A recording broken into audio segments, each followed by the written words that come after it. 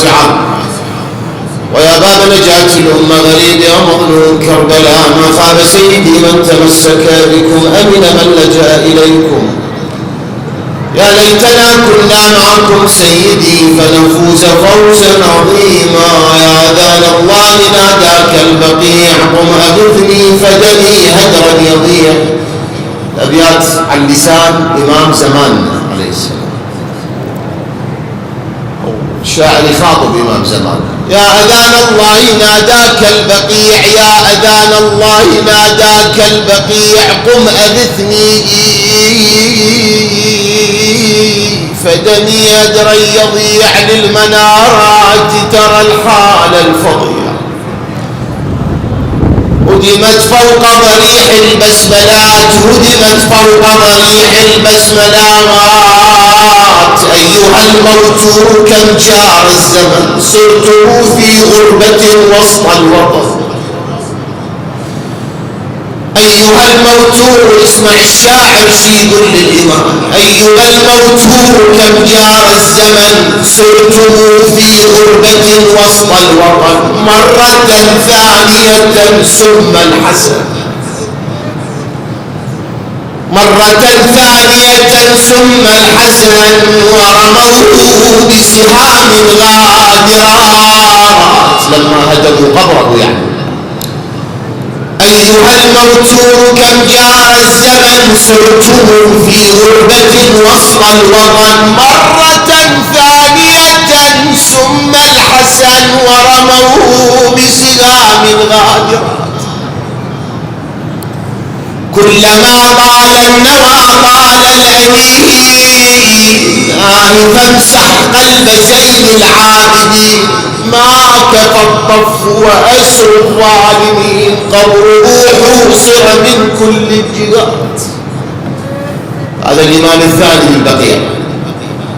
كلما طال النوى طال الهنين، فامسح قلب زين العابدين. ما كفى الطف وأسر الظالمين، قبره حوصر من كل الجهات.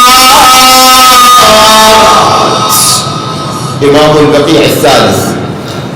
وعلى من خص قدما بالسلام، وعلى من خص قدما بالسلام، باقر العلم الإمام ابن الإمام. وعلى من خص قدما بالسلام، باقر العلم الإمام ابن الإمام. خاشعا مستعبرا صلى الحمام، فمتى في صحنه تحيي الصلاة يا ابن الحسن، فمتى في صحنه تحيي الصلاة. هذا الإمام الثالث للبقيع. أما الإمام الرابع.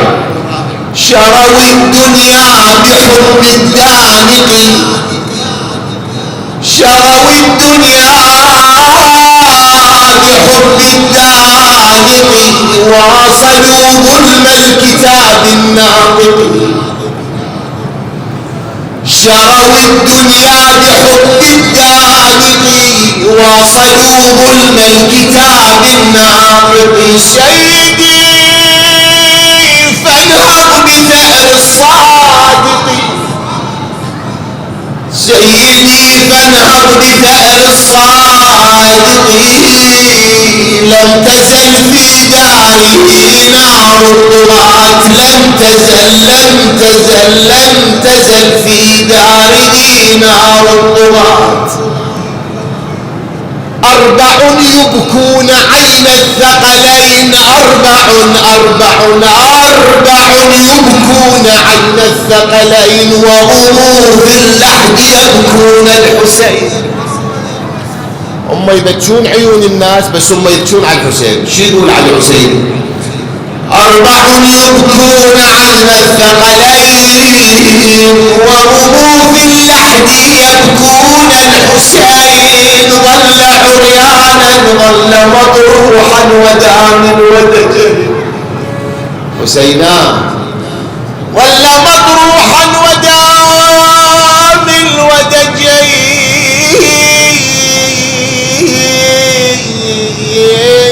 دام الودجين ضاميا يدعوك يا عين الحياة، ضاميا الحسين، ضاميا يدعوك يا ماء الحياة، يا عين الحياة.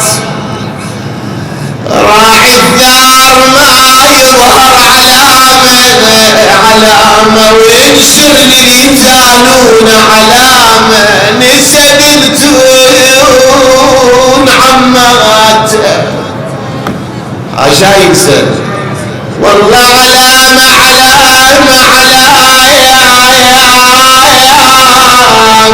بضرب سياط زجر وجور ومية. لا حول ولا قوة إلا بالله العلي العظيم. إنا لله وإنا إليه راجعون. أستدعي انتباه الأحبة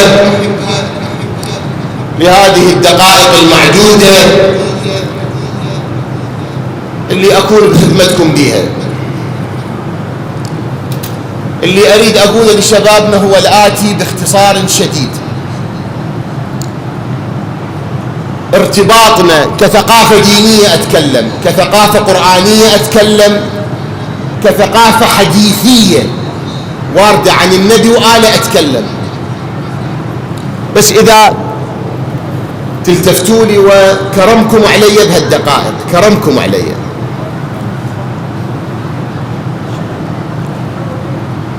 ارتباطنا بجعفر ابن محمد الصادق، ولهذا نحيي أمره فرحا وترحا، ونتبع جعفر ابن محمد ونأخذ ديننا من جعفر ابن محمد. ارتباطنا بجعفر ابن محمد، هذا الكلام اللي أقوله مو كلام عاطفي ولا كلام خطابي بطابع المبالغة ولا غير ذلك. أقول هذا الكلام بجد وواقعية وقناعة وعقيدة، وبنفس الوقت هم مو روتين نجي نحضر نسمع موشك جايين من مكان بعيد، انتم بعضكم جاي من مكان بعيد، الجو حار قاعد نتعب، جماعة يوفرون أجواء خاصة للمجلس، تعب وكذا، يعني أكو جهود مبذولة لإقامة مثل هذا المجلس، نكون نحصل فالشيء أمام هاي الجهود المبذولة والأتعاب. ولهذا أقول لشبابنا أريد إصغاء وانتباه جيد حتى أنا وياكم نحصل معلومة من القرآن من أهل البيت، وأسألكم الدعاء. ارتباطنا بجعفر ابن محمد بثقافتنا الدينية المأخوذة من القرآن، وبما ثبت عن النبي عند الخاص والعام، وبما ثبت عن آل البيت المعصومين عليهم السلام. ارتباطنا بجعفر ابن محمد يعني ارتباطنا بثلاث أمور، يعني ارتباطنا بثلاث جهات، حتى تعرفون إقامة مثل هاي المجالس، تعرفون إقامة مثل هاي المجالس ما جاي من فراغ، ما جاي من فراغ، وبفوائد جمة.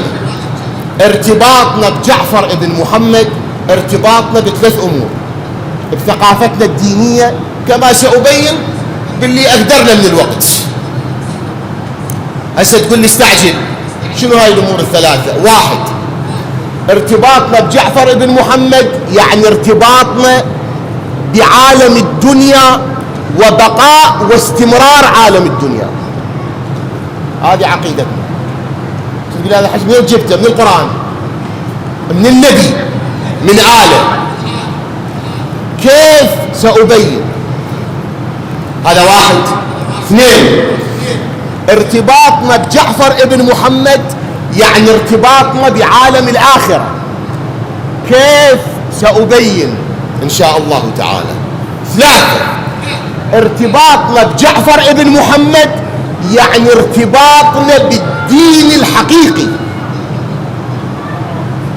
شوف كيف سأبين إن شاء الله تعالى. ارتباطنا بجعفر بن محمد ارتباطنا دنيا وآخرة ودين. ولهذا علاقتنا بجعفر بن محمد مو علاقة بأمر هامشي بالإمكان التخلي عنه أو هو أمر يعتبر فضله بجانب العلم يوغر أبدا. ارتباطنا بجعفر بن محمد ارتباطنا باستمرار الحياة، وارتباطنا بجعفر ارتباطنا بالآخرة والنجاة بها، وارتباطنا بجعفر ارتباطنا بالدين الحقيقي. ولهذا لا يمكن التخلي عن جعفر بن محمد بأي حال من الأحوال. نقطة راس سطر. اللهم صل على محمد. هسه تقول لي ذني شعارات، انت قاعد تحكي شعارات، دليل عليهن شنو؟ احنا الكلام من قبله اذا يكون بدون دليل من قبله، اذا بدليل من قبله. تعال للامر الاول، ارتباطنا بجعفر ابن محمد ارتباطنا بعالم الدنيا وبقاء عالم الدنيا. شنو الدليل عليه؟ الدليل عليه ما تواتر عن رسول الله. ومن أقول ما تواتر أعرف ماذا أقول. أنا ما أدري الشباب وياي لو مو وياي، وياي أقول تقول لي والقرآن، أجيب القرآن فصبرك علي وحدة فوق، صبرك علي. ارتباطنا بجعفر بن محمد ارتباطنا بالدنيا واستمرارها هذا تواتر عن رسول الله. تواتر يعني مو حديث صحيح وتقول لي من أخبار الآحاد مثلا، ولا حتى مستفيض، بل متواتر، بل وتواتره أعلائي. أكثر من هذا شنو أقول؟ تواتره شنو؟ أعلائي. شنو اللي يتواتر عن النبي؟ اللي يتواتر عن النبي صلى الله عليه وآله أنه لولا الحجة لساخت الأرض بأهلها، لولا الحجة لماجت الأرض بأهلها كما يموج البحر بأهله. هذا تواتر عن النبي وتواتر عن آله عليهم السلام. حياة ما تستمر من دون حجة لله على الخلق، وجعفر بن محمد حجة من حجج الله على الخلق.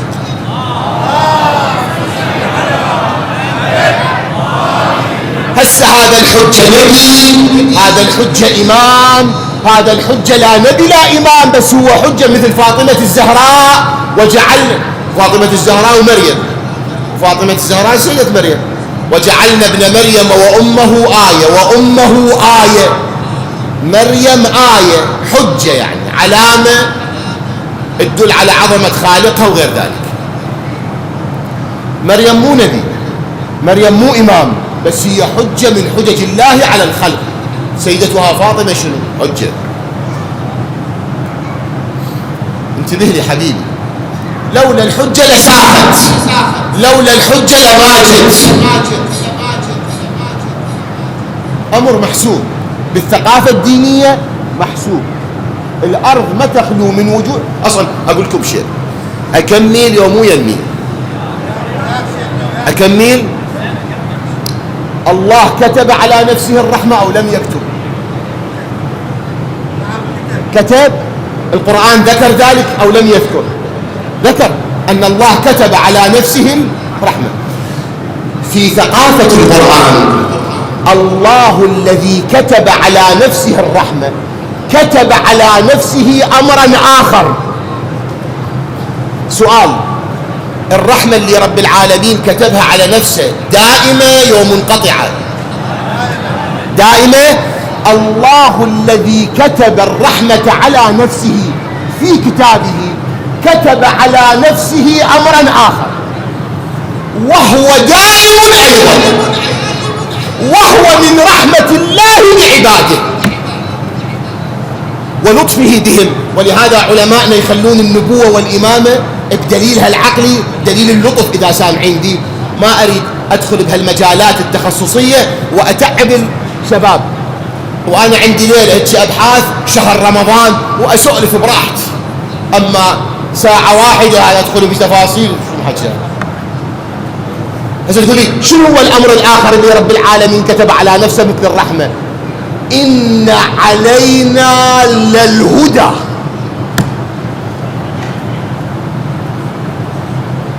شنو الآية؟ إن علينا للهدى، هداية عبادي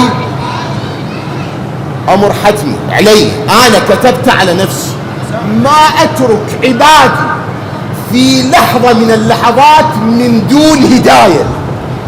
باوعوني إخواني، الرايح الجاي وياي ما أترك عبادي في لحظة من اللحظات من دون شنو؟ هداية. يجي السؤال، رب العالمين شلون يهدي عباده؟ باوعني، رب العالمين شلون يهدي عباده؟ جواب جعلناهم أئمة يهدون. أئمة يهدون بصيغة الماضي والمضارع. يهدون مضارع، المضارع دال على الاستمرار والتجدد، فالهداية الإلهية عن طريق الأئمة مستمرة في ثقافة القرآن ومنقطعة؟ مستمرة. إنما أنت منذر يا رسول الله، ولكل قوم هاد. سؤال، احنا قوم ومو قوم؟ قوم.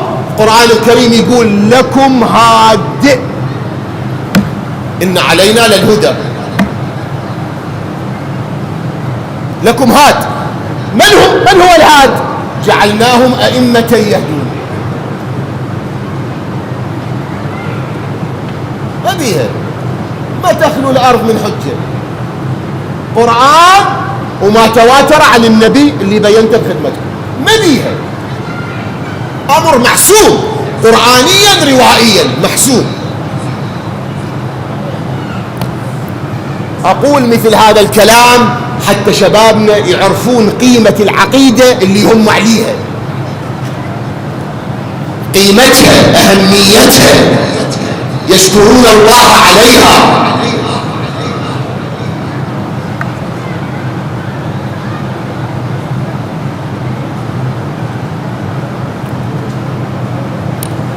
صاحب الميزان عنده حكاية حلوة. صاحب الميزان عنده كلمة جميلة، يقول أينما ذكرت الهداية في القرآن قرنت بالإمامة.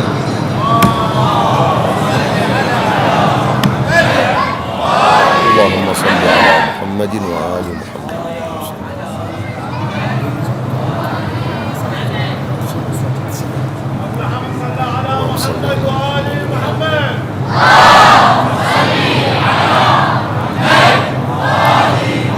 واللي يقول صاحب الميزان صحيح بالثقافة القرآنية صحيح. هو هذا. أقول صاحب الميزان يقول أينما ذكرت الهداية في القرآن قرنت بالإمامة، وكلامه صحيح. صحيح الهداية. ولهذا احنا اكو عندنا هداية الله من خلال الفطرة والعقل، عندنا هداية تشريعية كما يعبر العلماء، وهي هداية قراءة الطريق للأنبياء، وعندنا هداية تكوينية خاصة وهي هداية الإيصال إلى المطلوب، هي هداية الإمام. وأنا بحث الهداية بالليالي الفاطمية قبل 6 سنين 7 تكلمت فيه 12 محاضرة، الهداية في ثقافة القرآن الكريم، وطبع البحث طبع ولله الحمد. 12 محاضرة تقريبا تكلمت عن الهداية في ثقافة القرآن ومصاديقها ومراتبها وإلى آخره. بحث الهداية في القرآن بحث مفصل. خلاصة ارتباطنا بجعفر الصادق ارتباطنا بعالم الدنيا واستمرار عالم الدنيا، واستمرار عالم الدنيا وبقاء عالم الدنيا من خلال الحجة الإلهي المجعول من قبل الله تعالى اللي تستحيل الحياة من دونه. نقطة راس سطر. طبعا ارتباطنا بالحجة الإله ارتباطنا بعالم الدنيا بعد فيه كلام كثير، بس اتفقنا من البداية ليلة واحدة شنو أقدر أقول؟ بس أجيب إشارات سريعة والبحث إلى مو تتمات في وقته إن شاء الله تعالى. فكيف إذا جئنا من كل أمة بشهيد؟ كل أمة إلها شهيد ونفس الحجة، كل أمة لكل قوم هاد. يوم ندعو كل أناس بإمامهم، كل أناس إمام، وإن من أمة إلا خلا فيها نذير. لكل أمة نذير. هاي لكل حقيقة قرآنية أن الأرض لا تخلو من وجود الحجة الإله. نبي وصي ما تخلو، لا يمكن أن تخلو. ما تستمر الحياة إذا خلت. لولا الحجة لساقت لما جت، ما موت. ما أدري هذا المطلب الأول اتضح وما اتضح. أنتقل للأمر الثاني.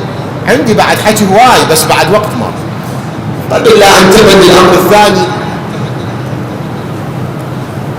بس ما أريد أضوجكم الجو، ما أدري شلون، أخاف أتعبكم والله ما أدري.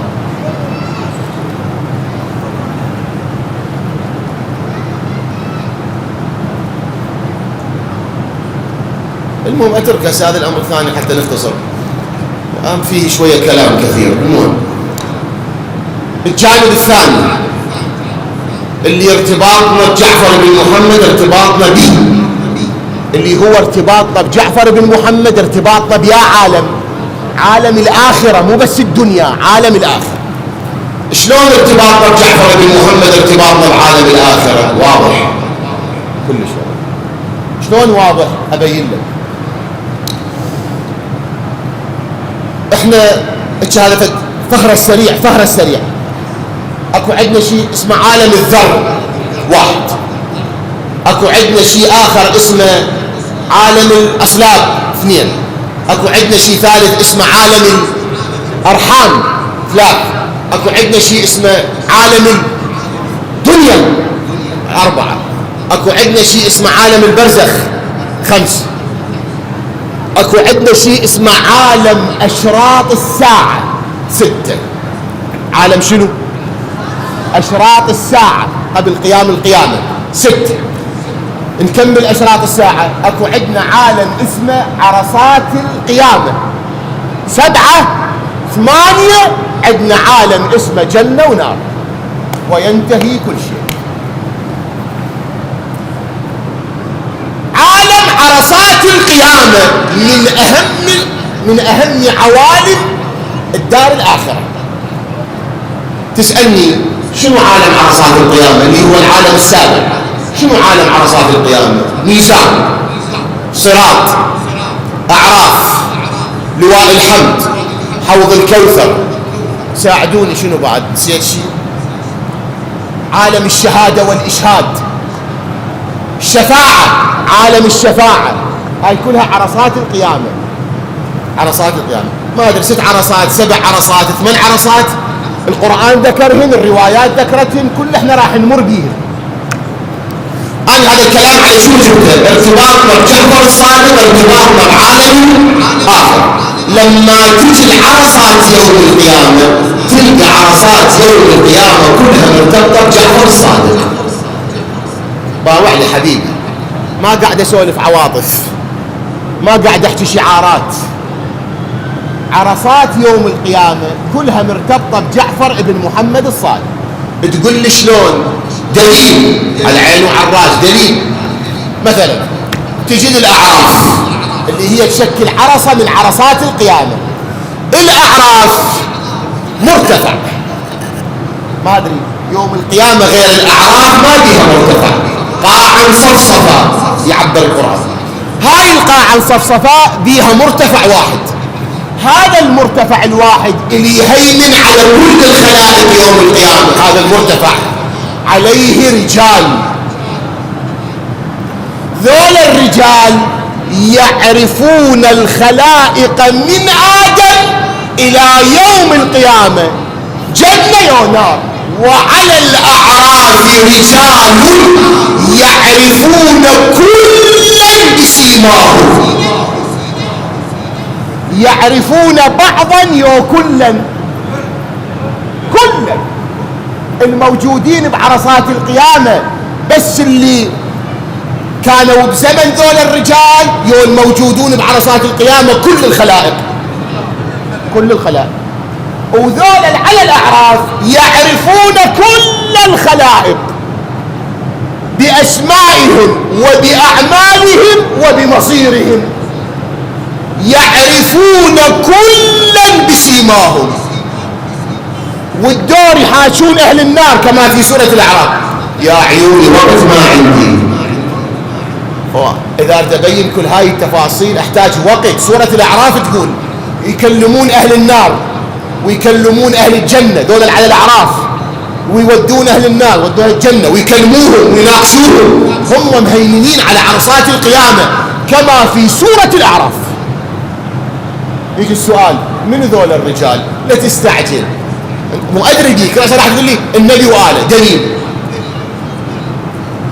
دليل.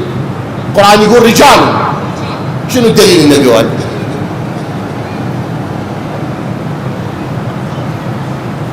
أنا أقول لك شنو الدليل النبي وآله. ذولا يعرفون كلا وبعضا، فهم الأعمال مال الخلائق كلها شايفيها ويعرفوها لو ما يعرفوها، ويشهدون عليها ويدخلون ذولا للجنة ولا لا؟ سؤال: النبي عيسى من أولي العزم ولا من أولي العزم؟ من أولي العزم، رابع أولي العزم. النبي عيسى شهادته على كل الخلائق يوم القيامة يو بس على قومه.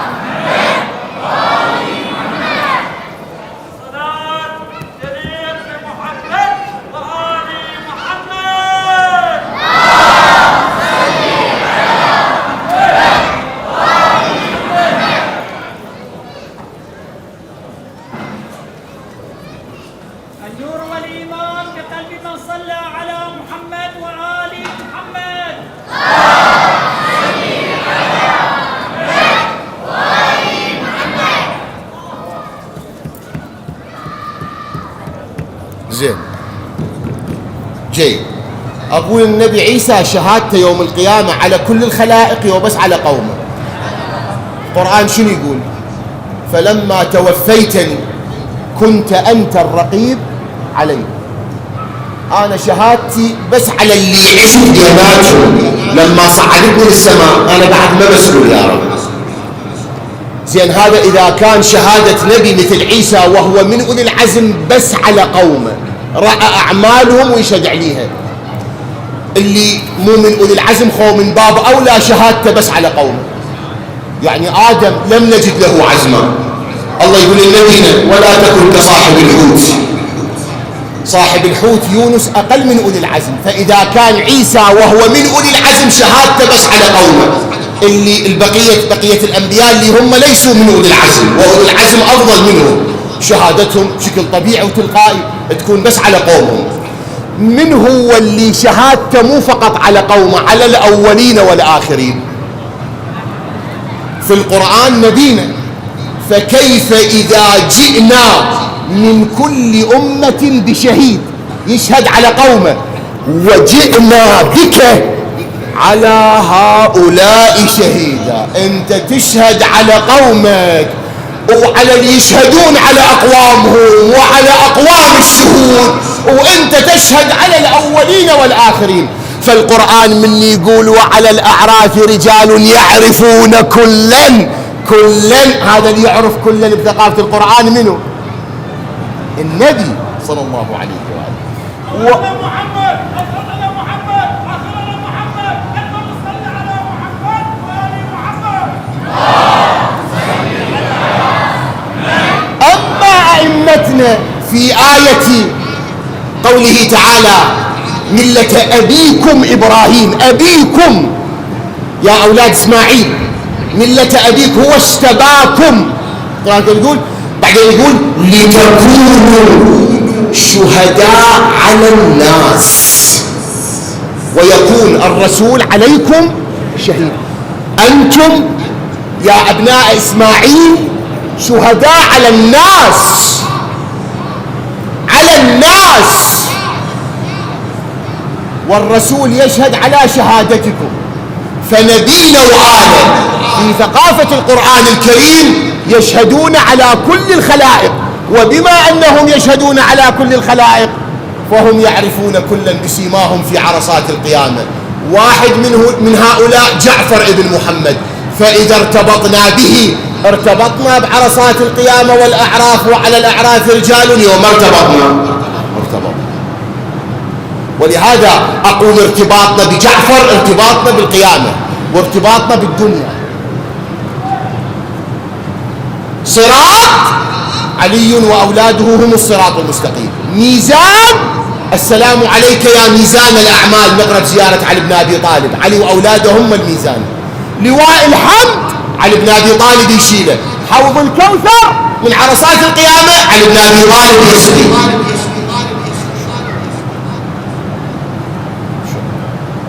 شفاعة النبي وآله هم اللي يشفعون للخلائق يوم القيامة. ولسوف يعطيك ربك فترضى، أئمتنا قالوا الشفاعة. عرصات القيامة كلها مرتبطة بهم، كلها مرتبطة بهم عرصات القيامة. أصلا أقول لكم شيء مرتبط كلش، أنه الصراط جعفر بن محمد علي وأولاده. ما أدري يمكن عارفوني الأحبة والله، ما عفتوني؟ ما أدري. الصراط في سورة الحمد صراط منه؟ لا أدري علي بن أبي طالب. لا سورة الحمد صراط منه؟ صراط الذين أنعمت عليهم. أنعمت سؤال، الصراط صراط الذين أنعمت عليهم، المنعم عليهم بنعم عامة ونعم خاصة. لأن إذا تقول بنعم عامة وحتى الكافر، أحسنتم جزاكم الله خيرا، وحتى الكافر رب العالمين أنعم عليه بالصحة وبالأولاد وبالأموال وغير ذلك. واضح بالضرورة أنه صراط الذين أنعمت عليهم بنعم خاصة. مثل شنو النعم الخاصة؟ أكو آية نزلت يوم الغدير احنا وغيرنا متفقين عليها، اليوم أكملت لكم، كملوا، وأتممت عليكم نعمتي. هاي ب 18 ذي الحجة جايتنا، من كنت مولاه القرآن يعبر نعمتي، صراط الذين أنعمت عليهم، نعم خاصة. في آية أخرى القرآن يبين هوية الذين أنعم عليهم بنعم خاصة وعناوينهم. ومن يطع الله والرسول فأولئك مع الذين أنعم الله عليهم، صراط الذين أنعمت. من هم الذين أنعم الله عليهم؟ من النبيين، من آدم للخاتم، بعد والصديقين. يشمل أئمتنا لو ما يشمل أئمتنا؟ القرآن يقول الذي جاء بالصدق النبي، وصدق صديق، وصدق به علي. والصديقين. احنا الآن نحيي مناسبة يا إمام صادق، يعني الصادق من الذين أنعم الله عليهم بنعم خاصة. فلما أنعم الله عليهم بنعم يكون صراط مستقيم. فإحنا لما نرتبط بجعفر الصادق ارتبطنا بعالم الآخرة، لأن الصراط المستقيم من عرصات عالم الآخرة. أريد عقيدتكم قوية. البحث ما بي قصة، ما بي شعر، لعله شوية بيطابع صعوبة، ولكن احنا قاعد نواجه تحديات كبيرة. أتباع أهل البيت، شبابنا كون يسلحون بالعلم، كون يسلحون بالعلم.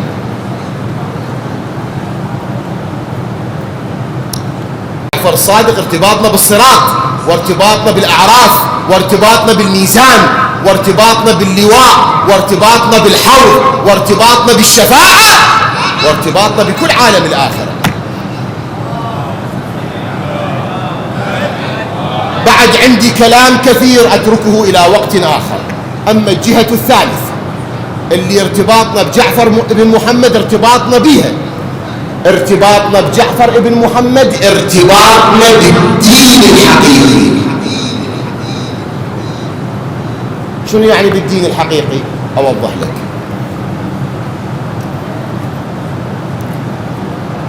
عفتوني لو وياي؟ وياي. أعظم شيء بالدين شنو؟ الدين عقيدة، والدين شريعة، والدين أخلاق. خلاصة الدين عقيدة، شريعة، أخلاق. أعظم شيء بذني كلهن شنو؟ لا، أعظم شيء بذني كلهن العقيدة. أعظم شيء بالعقيدة التوحيد ومعرفة الله. ماكو شيء بالدين أعظم من توحيد الله ومعرفة الله.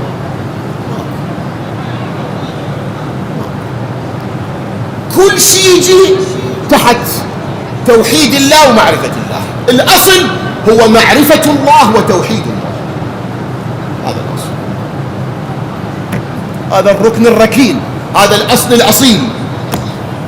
أنا إذا عرفت جعفر الصادق شلون أعرف الله؟ ولهذا ارتباط جعفر ارتباطي بالدين الحقيقي. المسلمون لما تركوا باب مدينة العلم بعد النبي صلى الله عليه وسلم بمعرفة الله وتوحيد الله، شنو صار؟ شنو صار؟ ما بين سجل يمك مجسم ومشبه. اكو مجسمة يوم اكو مجسمة بالمسلمين.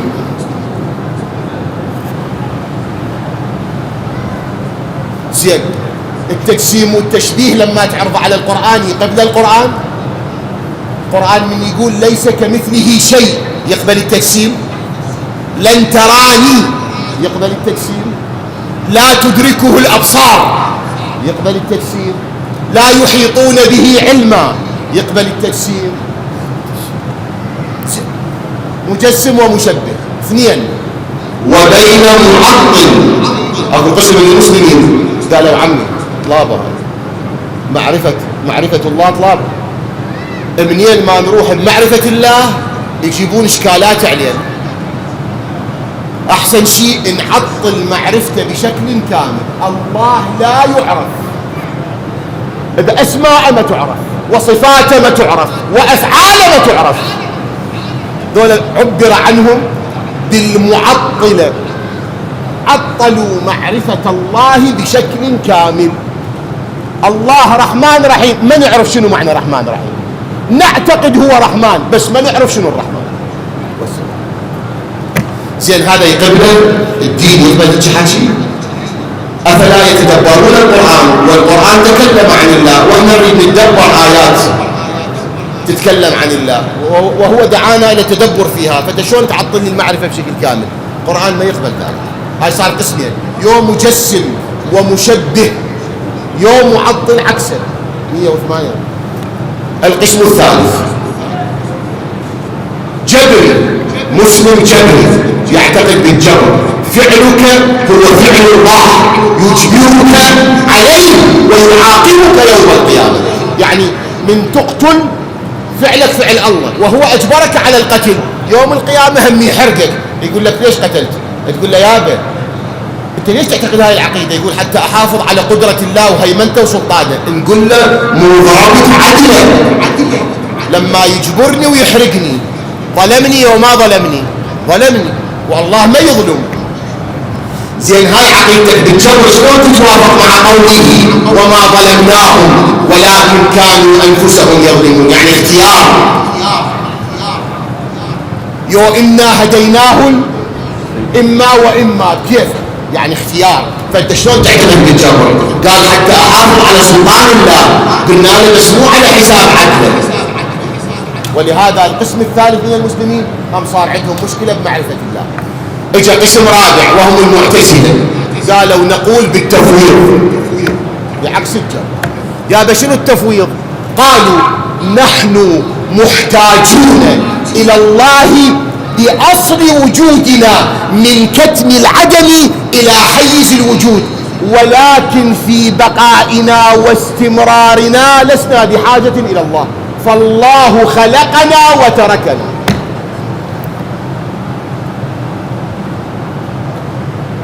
زين هذا صحيح؟ ها؟ القرآن الكريم يقول يا أيها الناس أنتم الفقراء إلى الله. فقراء إلى الله مو فقط بأصل الإيجاد، فقراء إلى الله بأصل الإيجاد والبقاء والاستمرار. فلله عليكم ولاية الإيجاد وولاية الإبقاء وولاية الجزاء يوم القيامة. فأنتوا يا معتزلة ردتوا تحافظون على عدل الله في قبال الأشاعرة فضربتم ملكه وقدرته، وأنتوا يا أشاعرة ردتوا تحافظون على قدرة الله وسلطانه فضربتم عدله. إجا جعفر ابن محمد الصادق قال تجسيم غلط، تشبيه غلط، جبر غلط، تفويض غلط، كلن غلط.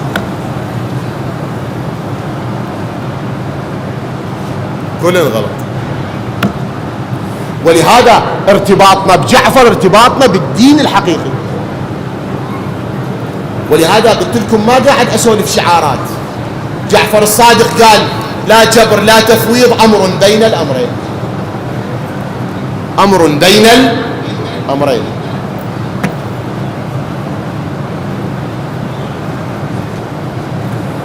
آخر خلاص بعد كملت الجهاد، كملتهم بعد خلاص، تعبتكم بما فيه الكفاية وضوجتكم. الله سبحانه. هسه واحد من الشباب يقول لي والله هذا الامر بين الامرين ما تقدر تفهمنا اياه، لا جبر لا تفويض، شلون يعني؟ شو امر بين الامرين شلون يعني؟ شلون يعني امر بين الامرين؟ اجيب مثال بسيط وسريع ونروح للمصيبه. الان اكو قطارات كهربائيه بالعالم يوم اكو قطارات كهربائيه بالعالم؟ اكو زين. هذا القطار الكهربائي بيسايق يوم ما بيسايق؟ بيسايق. السايق يقدر يمشي بالقطار يمينا او شمالا لو ما يقدر؟ يقدر سكان بيده يقدر يروح يمنا يسار، يقدر يوقف القطار لو ما يقدر؟ يقدر يكثر سرعته يقللها يقدر.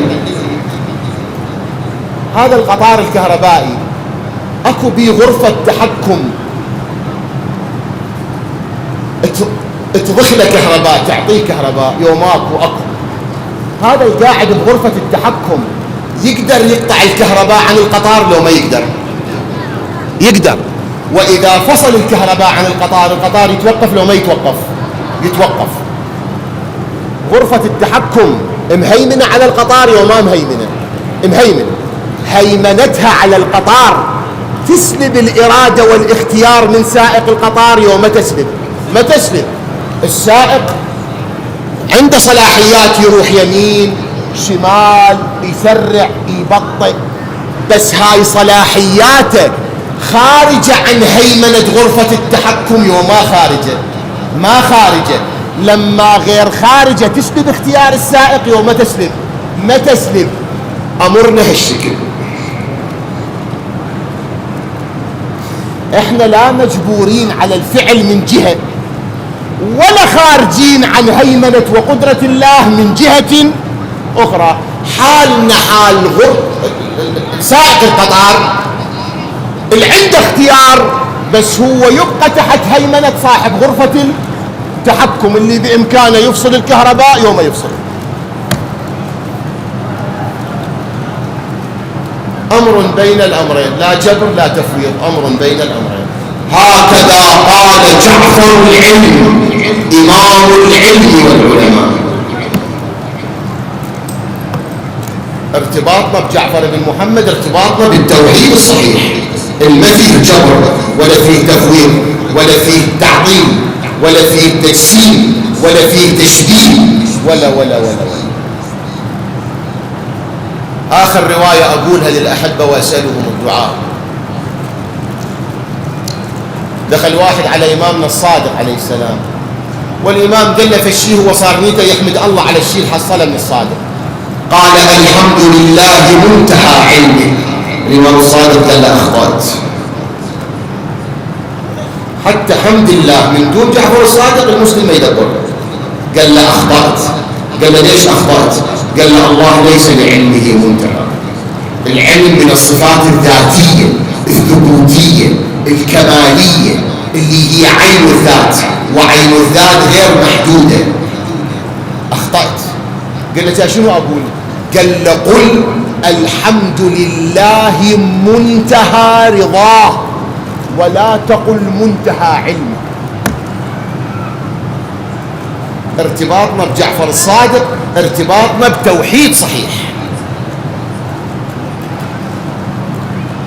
حتى تعرفون قيمة النعمة اللي احنا بيها.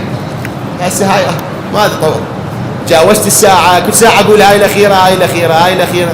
حتى أبو زهرات يقولوا له بعد لا تجيب هذا يحكي هواي، هذا ايش قد يحكي يسعنا هذا، لا تجيبه أصلا خلصنا منه. صدق أنا هم متعب من شهر رمضان للآن ما مستراح، بس هذا المكان لما يدعوك تستحي ترد حقيقة. احنا في هذا المكان الطاهر سلمان، وما أدراك من هو سلمان. سلمان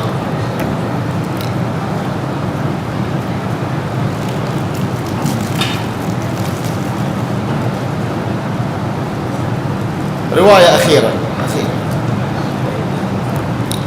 واحد دخل على إمامنا الصادق إمام العلم والعلماء، الله أكبر الله أكبر. الإمام قال على كيفك هون عليك. شنو معنى الله أكبر؟ قال له الله أكبر من كل شيء. قال له جعفر العلم حددته. حددته شلون يعني حددته؟ أنا ما بيني شيء. هذا شيء إلى طول إلى عرض فوق تحت، هاي حدوده. هذا شيء والله أكبر من هذا الشيء، فإذا هذا كبر هالشكل الأكبر منه هالشكل، فلما صار الأكبر منه هالشكل صار إلى حد ينتهي إليه، وما صار إلى حد، صار إلى حد. علي يقول من حده فقد عده. هذا الآن من إلى حد ينتهي إليه، ويجي شيء بصفه. الشيء اللي بصفه شيء يصير اثنين، واللي بصفه هم إلى حد، اللي يجي وراه شيء يصير ثلاثة. ولهذا علي يقول من حده فقد عده، ومن عده فقد أبطل أزله. هذا الشيء إلى بداية ونهاية، لا أزلي من جهة ولا أبدي من جهة أخرى. ولهذا أئمتنا قالوا عن الله هو الأول الذي ليس لأوليته أول، وهو الآخر الذي ليس لآخريته آخر، ولهذا فهو أزلي وأبدي. فالإمام قال له الله أكبر هاي تعريفك حددته. قال له إذا شنو معنى الله أكبر؟ الإمام الصادق قال له الله أكبر من أن يوصف، هذا معناه. وطبعا هذا المعنى قرآني في سورة الصافات سبحان الله عما يصفون، يعني الله سبحان تنزيه، الله منزه عن وصف الواصف. ارتباطك بجعفر العلم يعني ارتباطك بالدين الحقيقي. خلاصة ونروح للمصيبة، ارتباطنا بجعفر الصادق عالم الدنيا واستمراره، ارتباطنا بعالم جعفر الصادق بعالم الآخرة، ارتباطنا بجعفر الصادق ارتباطنا بالدين الحقيقي. لا فرق الله بيننا وبين جعفر بن محمد الصادق، وأماتنا الله على ولايته ومحبته بجاهه عند الله، بجاهه عند الله. شباب حافظوا على دينكم، شباب حافظوا على حلالكم وحرامكم، شباب لا تضلون يمنى يسرى، امشوا على الصراط المستقيم، ديروا بالكم على صحتكم، دينكم، عقائدكم، شعائر أئمتكم. صيروا أخوة متحابين متراحمين، يحنو بعضكم على بعض ويحب بعضكم بعضا، تعاونوا على البر والتقوى، اتركوا الحرام. شيعة جعفر من اتقى الله. هذا اللي أقوله بخدمة الأحبة وأسألهم الدعاء. الكاظم شال أبوه، الكاظم شال أبوه.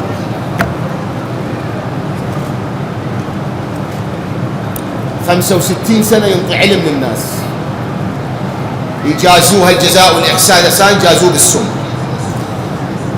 الكاظم شال أبوه قلبه مالوم، الكاظم شال أبوه، الكاظم شال أبوه قلبه مالوم، ويصيح بصوت يا أبويا يا مظلوم.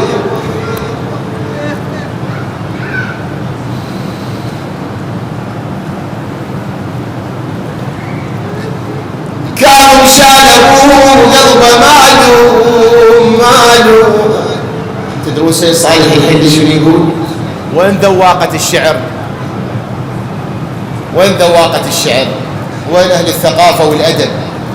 سيد صالح الحلي يقول بيت من الشعر لو كنت أنا المتكلم على المنبر أفهم الكلام أقوله وأقعد ساعة أبشع. سيد صالح الحلي يقول عن إمامنا: حملوه والعلم يعدو ويدعو. الحكاية، شوف الحكاية: حملوه والعلم يعدو، يركض ويدعو، إن ربع الدروس أضحى دريسا، إن ربع الدروس أضحى دريسا. هذا جعفر الصادق. الكاظم شال أبوه وقلبه مالوم، ويصيح بصوت يا أبويا يا مظلوم يا مظلوم، يا رحمة الباري وباب العلوم بويا،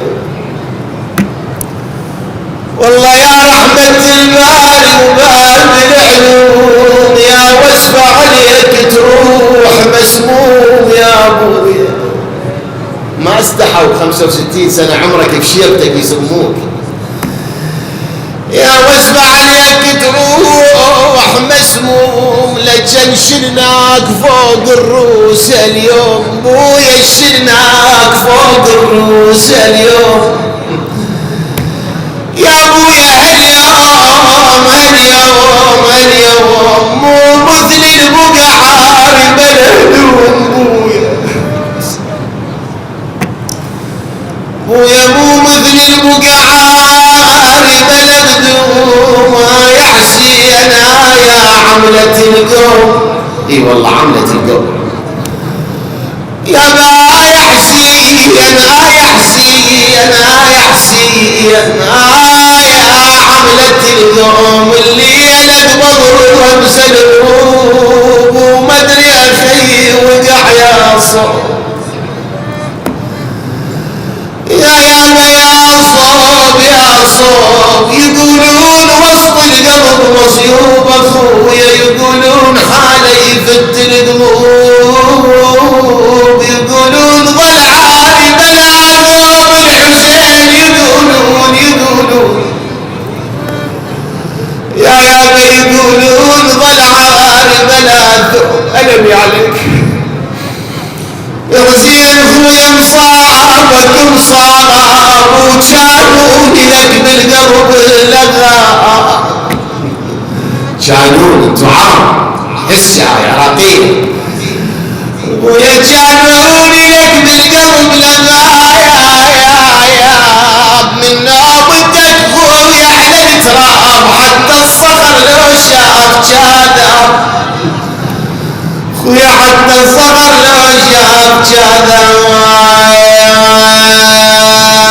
أبا عبد الله خويا علينا جلجل اللي الواجت علينا الزلم والخيل، عباس والأكبر مجاتيل والحسين بيمثله وتمثيل وسجادنا مطروح ونحيل ذنب الشطرين يا الذنب يا يابا ونحيل يا ابويا الصبح ناول حادي يشيل دقلي شو اسوي لهالمدالي يلا عيون